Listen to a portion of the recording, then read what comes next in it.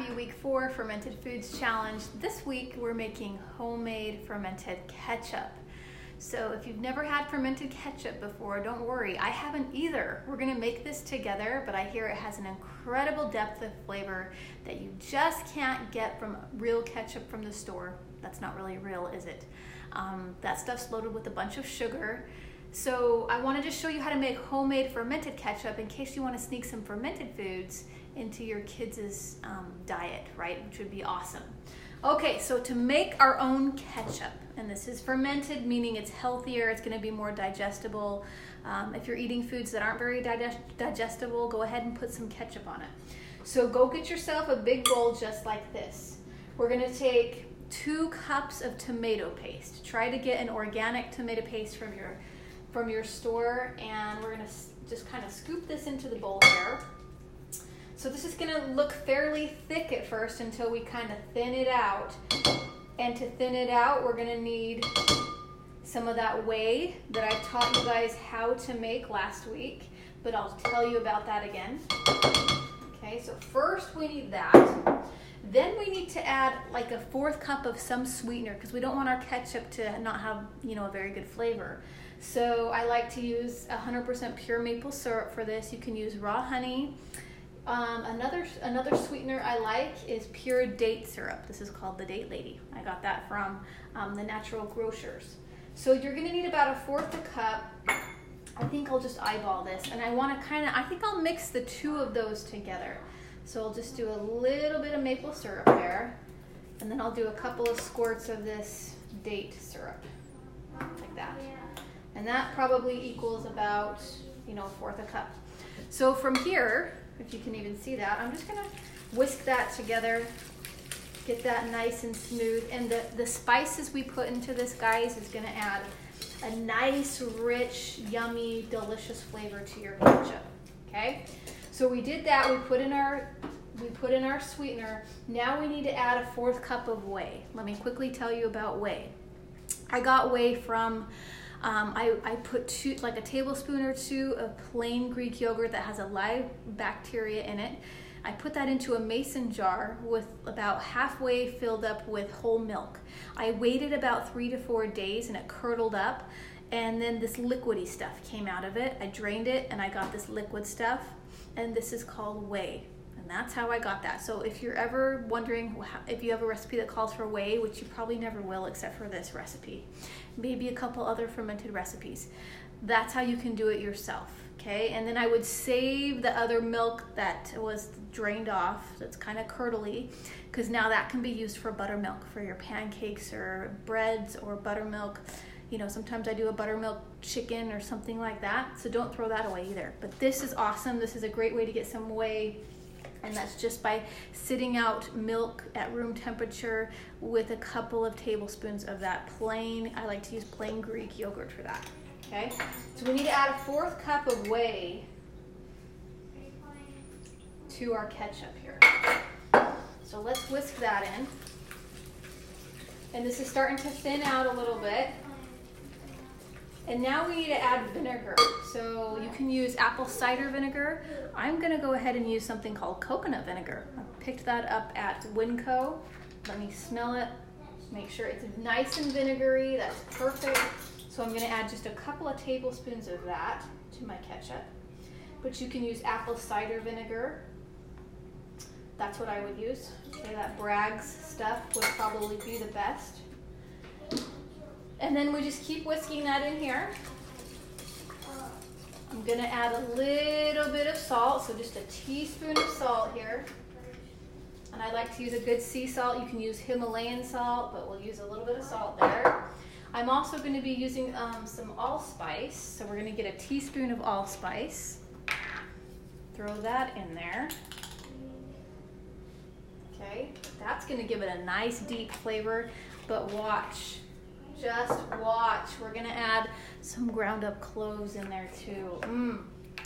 This is gonna be the best ketchup you've ever tasted in your life. I think there's probably just that much left. So let's do that. Whisk this together. Then I'm gonna put this in my mason jar. Okay, it's gonna go into here. And then I'm gonna add a little bit of whey on top of that, and then I'll just cover it with a cloth,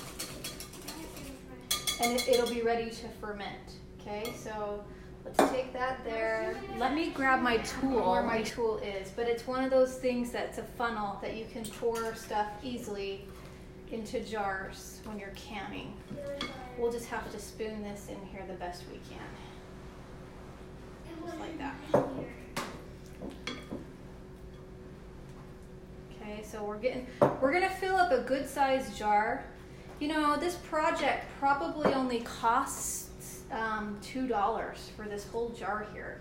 If you've got some of these spices at home already, this is a very, I'd say $2 to $3, and that's the cost of your ingredients. Unless you need to buy all those spices again in jars. I would go to the bulk section though and just get what I need for a recipe like this if I don't use those spices very often, okay? All right. So let me just wipe the top of that. And then I'm just gonna pour in a couple tablespoons of whey. Let me just pat it down a little bit. Just like that, okay? And then from here, I'm gonna put my cloth. I want a cloth that kind of breathes, and this one has like some holes. My grandma knitted it for me. It's perfect for this. But you know, even just a piece of your paper towel would work great, okay? So this is ready to ferment. This will ferment for about 4 days. I would put it out on my countertop for about 3 or 4 days, and I'll taste it. If I feel like it's good to go, I'll just screw a lid on there, put it in my fridge. It'll probably last me a month or so, okay? You'll have to just taste it and see until it doesn't taste good anymore, but I'm guessing that's gonna last a while. Now, I would also try to like get the air bubbles out in here. Do you see that? So I'll probably pound it down a little bit more, try to get that filled in. All right, so we've made our ketchup. Now I want to come in here and taste. I want to taste my kombucha to see if it's ready to go, because remember we started that week 1. And I want to taste a pickle. I want to see if those are done, because we did those last week. And they're nice and cloudy now, so I'll show you that. Fermented tea, that is what kombucha is. So we've got a nice little SCOBY that's forming on the top of this, and I want to stick my straw just underneath of it here. Okay, the flavor is excellent. However, it's still too sweet for me. So I can already tell this needs a couple more weeks for my liking. But some of you already will love it just as it is, because you guys have a sweet tooth and you want it sweet. So I'm gonna leave that out on my countertop.